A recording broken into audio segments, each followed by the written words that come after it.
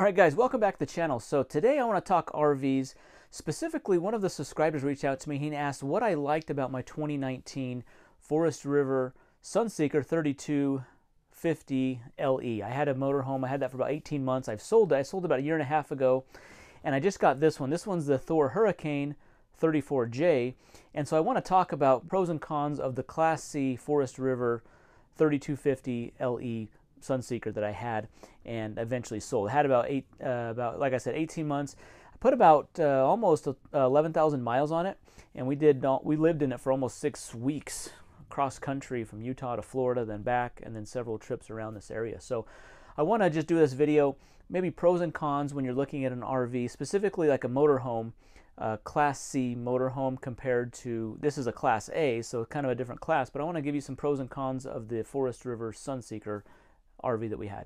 So starting out, a lot of these complaints, or probably the cons that I'm going to talk about, really have to do with just the nature of a Class C motorhome. So maybe it's not specific to the Forest River line. A lot of the Class C motorhomes are going to have these same kind of issues that I had with it. Now, just a quick backstory. I've had 2 Class C motorhomes. This is my first Class A motorhome, and I actually just got this 3 or 4 months ago, and we really haven't used it much. It's really been wintertime. But when I was shopping for a new to me RV, there was a few things I needed to have in the new RV because the 2 previous Class Cs didn't have that, and so those were kind of must-haves in this new one. So the first thing that I would change or didn't like about the Sunseeker, Forest River Sunseeker 3250 that I had, which was the bunkhouse model, first thing that I didn't like was the refrigerator. Most of these Class Cs have a 2-way refrigerator. It's a gas propane refrigerator. They're very small, they're compact, they don't work very good, they don't keep your stuff cold. Freezer stuff doesn't stay frozen.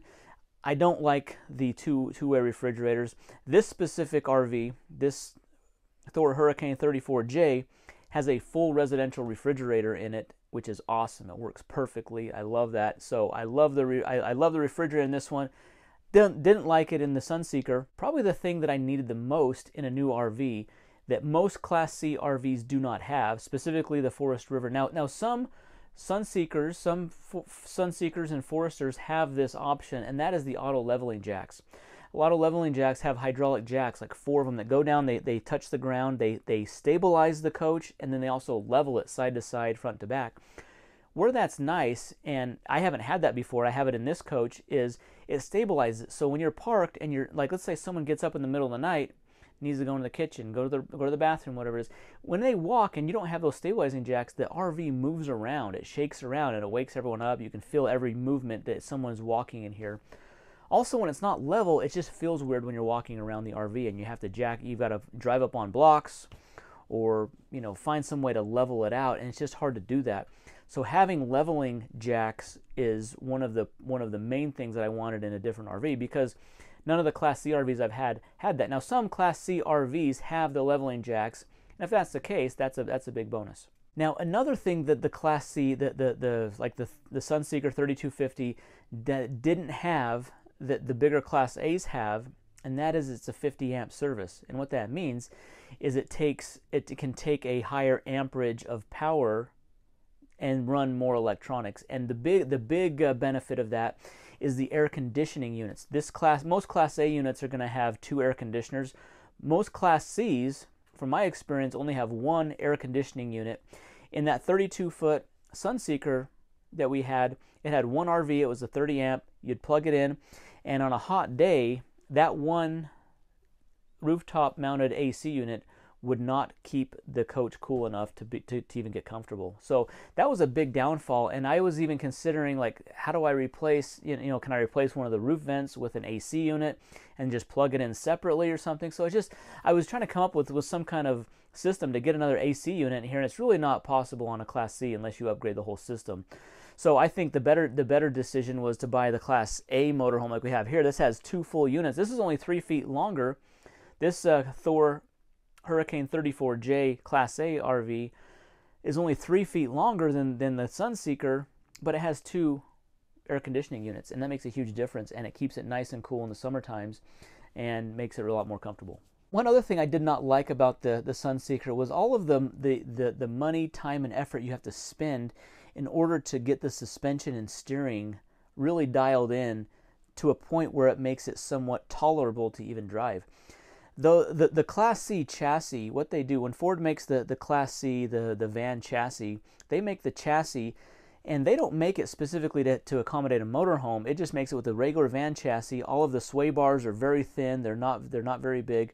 And then the motorhome manufacturer, they then take that chassis, they stretch it out, and then they modify it and put on, and they don't adjust the springs, they don't adjust the sway bars, suspension, the steering. They don't do any of that, and so it's almost like they've modified it to a point where you have to now invest more money into the coach just to make it like drivable. So for example, I did like sumo springs on mine, upgraded the sway bars.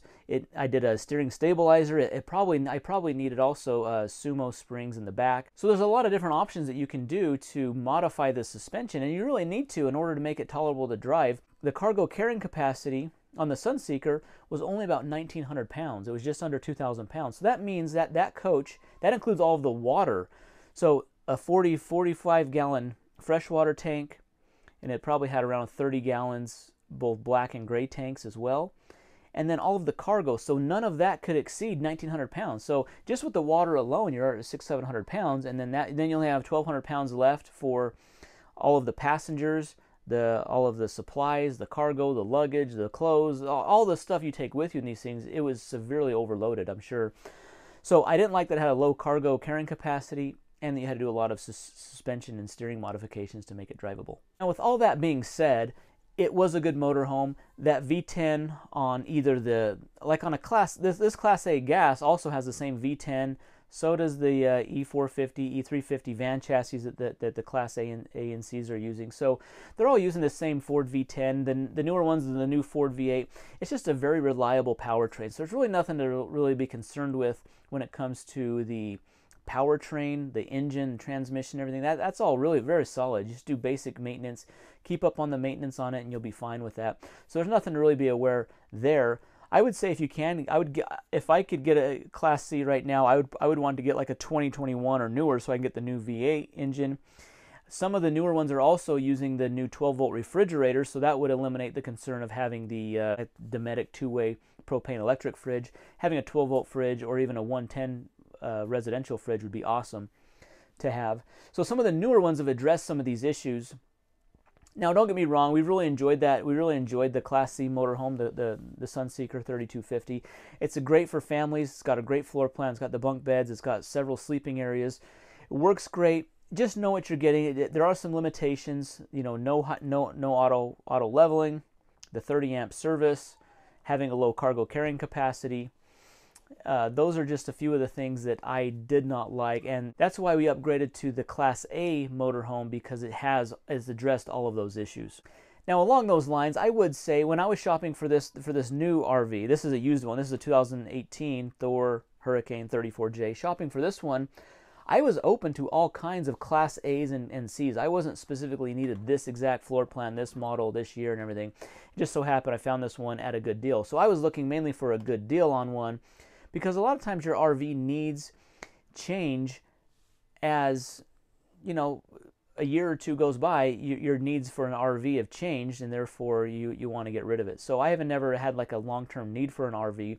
So having one that comes in at a good deal helps you when it comes to the resale time, because you're able to get most, if not all of your money back when it comes on the resale side, because you got it at a good deal. So I think the thing I was looking at mostly when I was buying a new RV was trying to find one with the best deal, and then if I could find the floor plan I wanted, that would be even a bonus when it comes to that. So I was shopping for either a Class C or a Class A this time, because I've had the Class C's and they've been great for us.